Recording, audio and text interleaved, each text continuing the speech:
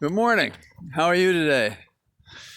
Well, I'm wearing sneakers. I know people have advised me to wear different shoes, but mostly the roads have worn down. So if I'm careful, I shouldn't fall on my keister. Um,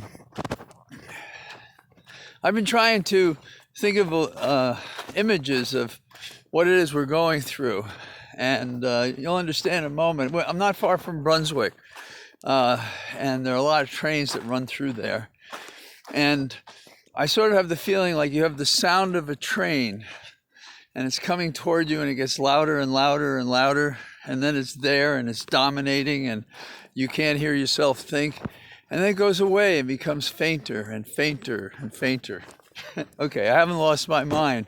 That's Trump. Did you notice when you woke up today, Trump was not in the topmost headline? That you didn't hear him on the radio or TV? He is receding like the sound of that train. As we proceed into the future, he's becoming less and less of a factor in our lives. Not quick enough, I know, and he'll probably have surges after January the 20th at the inauguration, whether he appears or goes someplace else, or maybe he jumps out of a plane. I don't know. So, going forward, what is our greatest hope? It remains Georgia. And it's not the impossible dream. It is possible. Now, we know we can't rely on polls, but the polls right now have a fractional difference between the Republicans and the Democrats, with the Republicans leading, but within the range of error, of statistical error. And how are we going to win this given, well, it's Georgia for one thing. And the answer is we're going to win it because we're working harder and it's having effect, good effect. The mail-in ballots, for example, showed a preference for the Democrats. Morning, how are you? Morning, John. And the preference for the Democrats was by a significant margin for the mail-in ballots. Now, we're concerned that the actual election, that is on the day of the election, that may slightly or greatly favor the Republicans. And so it's that offsetting difference between the mail-in ballots and the show up in person on election day ballots. And polls are less relevant because it's a get out the vote election, because it's not a regular election in which people without the pandemic would show up anyhow. But what we have to watch out for is the Republican tactic here. What the Republicans are doing is what they've been doing for years and what they're specifically doing in this election, which is they're trying to tamp down the vote. And they're trying to attack, as they have elsewhere in the general election, they're trying to attack mail-in ballots. And on Friday, there was a hearing in Georgia, which was an interesting hearing, because what the Republicans were claiming, both the National Committee and the state party, was that the mail-in ballots involved people who had voted, say, in California and in the general election, and now we're voting in Georgia in this special election. But keep in mind, there are people who have actually moved into the state since the general election and are legitimately there.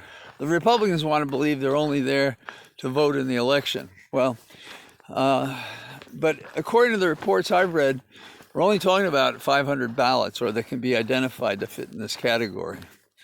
The Republican judge, and I only say that unfairly to him because his appointment was by a Republican, he found against them.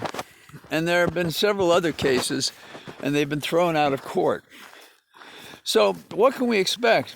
Well, some of us, myself included, have been thinking, hey, on January 5th, we'll know the result. Well, I don't think so.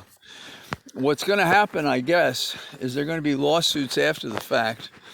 And if the polls are even vaguely correct, the fraction of the vote between the Republican and Democrat may justify recounts and things like that. So Georgia is probably going to hang over us even after that time.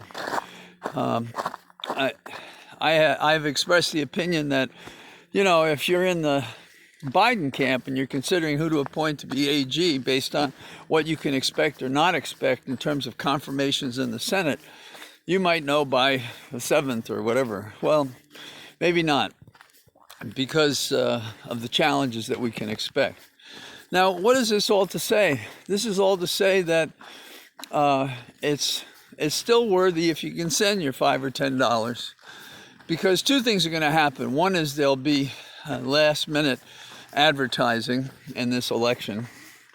And the second thing is that there are going to be funds needed probably to challenge it afterwards. And the Republicans, they have the money, and the contributions from out of state and the celebrities and so forth have helped the Democrats a great deal. So those are the factors. There's an X factor, and I don't know how to count this in or out, and I don't think anybody does. It would sound favorable. It is that many Republicans are accusing the incumbent Republicans of being rhinos, Republican in name only.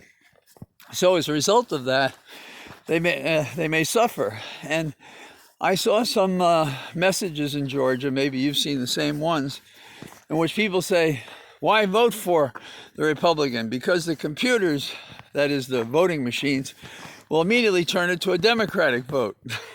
Well, that's not true, and that belief is wrong. But if people are acting upon it, how do you quantify that in terms of what the outcome of the election will be? So, really one long message today. The rest of government is not doing so well. Problems with the coronavirus and the distribution of the vaccine.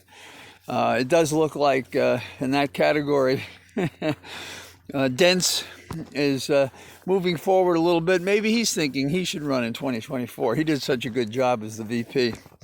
So in the meantime, get out and enjoy the view.